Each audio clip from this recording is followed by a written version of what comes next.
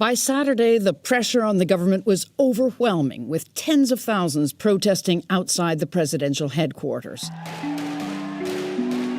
At the time this video was filmed, Sri Lanka was witnessing unprecedented political turmoil. On July 10, thousands of protesters stormed President Gotabaya Rajapaksa's official residence. That's it! That's Sri Lanka! Come on, Sri Lanka! Some even went for a swim in his pool, napped on his bed, and worked out in his gym. President Gotabaya has resigned and fled the country. This has happened against the backdrop of an economy that had been spiraling out of control, leaving citizens unable to afford fuel, medicines, milk powder, or even toilet paper. Sri Lanka has now collected over $50 billion in foreign debt and owes $78 million in interest alone. For the first time in its history, the nation has defaulted on its debt payments. Protesters blame the current economic crisis on just one family. For the past 20 years, the Rajapaksas have been in power. They've been accused of financial mismanagement at best and stealing millions of public funds at worst. But here's the kicker. None of the top dogs in the Rajapaksa clan have ever been convicted of any crime. This is the story of how one family allegedly bankrupted an entire nation and got away with it. This is the big steal.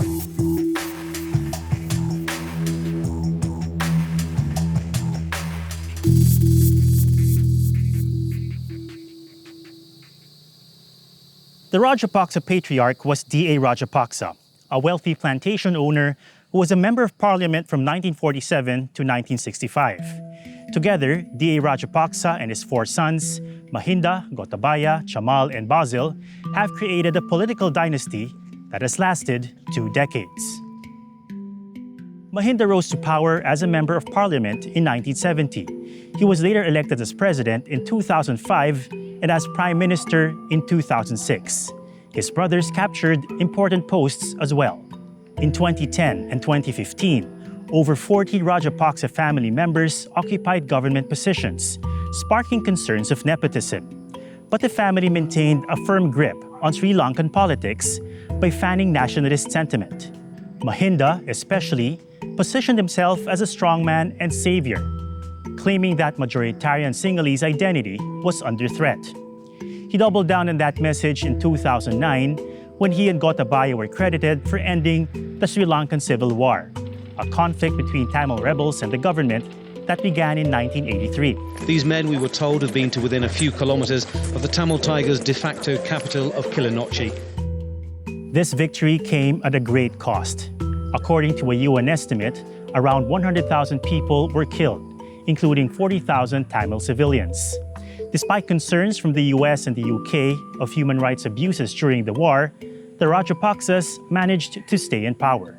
The end of the war itself has saved the lives of so many youth, whether it is in the north or the south. So we have done that. Is it a crime? In 2005, 2 important things happened. First, the Rajapaksa brothers took over ministries that controlled over 3/4 of the national budget. And second, corruption allegations began to mount. In 2006, opposition politician Kabir Hashim accused Mahinda of diverting $820,000 of aid into a private account. This money was supposed to help the nation rebuild after the devastating 2004 tsunami.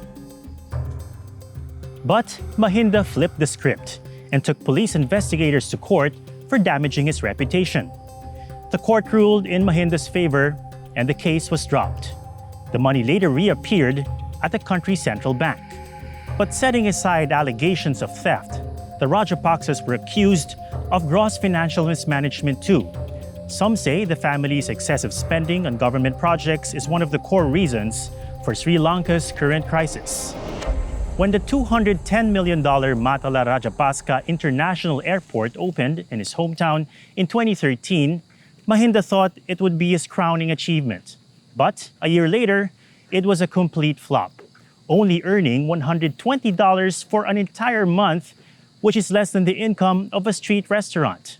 By 2015, It was empty, defunct, and partly converted into a warehouse for rice.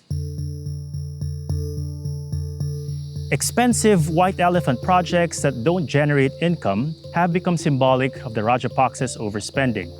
Worse, these deals suffer from a complete lack of transparency. Rajit Sinaratna, a political opponent, has accused Mahinda of forging illegal deals worth $5 billion. And critics say that may very well be just the tip of the iceberg when it comes to corruption among the Rajapaksas. The youngest brother, Basil, the ex-finance minister, was nicknamed Mr. 10% for allegedly taking millions in commissions from government contracts. In 2015, he was charged with stealing $530,000 from a welfare housing program, but was granted bail later. Like his brothers, Gotabaya, the former president, has dodged his fair share of graft accusations. He was under scrutiny in 2016 when an anti-bribery agency indicted him for squandering $75 million of state income by allowing a private company to maintain a floating armory. He was also charged for embezzling $185,000 for the construction of a museum dedicated to his father. But both cases were eventually dropped. When Gotabaya was defense secretary, he was nicknamed the Terminator for his fiery temper and alleged murderous disposition. He was accused of operating a secret death squad that covertly traveled in white vans, attacking dissidents and journalists. The impunity over the years has been so pervasive that it has apparently trickled down to the next generation of Rajapaksas. Mahinda's sons, Namal and Yoshita, have both been accused of laundering millions of dollars through different businesses. Namal was a cabinet secretary and remains a member of parliament, while Yoshita was the chief of staff of the prime minister. The Rajapaksas have denied all of these allegations, saying they're politically motivated witch hunts and international conspiracies to bring down the family. But beyond corruption and power plays, Sri Lanka's downfall boiled down to simple bad governance.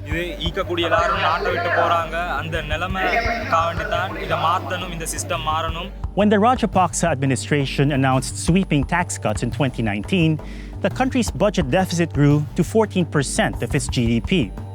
Most of the revenue was being used to pay off loans, so international credit rating agencies were forced to downgrade Sri Lanka. Even the governor of the central bank appealed to citizens overseas for donations in US dollars, sterling, or euros to augment the nation's budget for the importation of essentials like food and medicine. After an internal power struggle, Mahinda and the cabinet resigned earlier this year, while Gotabaya fled the country and also resigned to pacify the public. Earlier, he also appointed political rival Ranil Wickremesinghe as prime minister and even promised not to contest elections again. But Sri Lankans say this isn't enough. Although Wickremesinghe is from an opposition party, he's still considered a political insider. In Sri Lankan politics, even when the Rajapaksas were out of power, control only shuffled between members of a rich, elite political class. They're like spokes on the same wheel, replacing each other after elections, promising to be tough on their rivals, but ultimately continue to chum together because they all benefit from the prevailing system. As of July 2022, Sri Lanka's economy is still paralyzed. They're out of food, fuel, and even electricity. The government has raised taxes to generate revenue, forced shutdowns to save fuel, and incentivized officials to take up farming in order to boost the economy.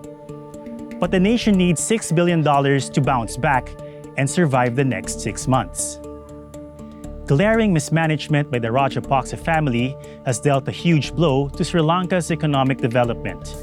But the current crisis may have spelled the end of a once powerful dynasty and could usher in a new era of politics in Sri Lanka.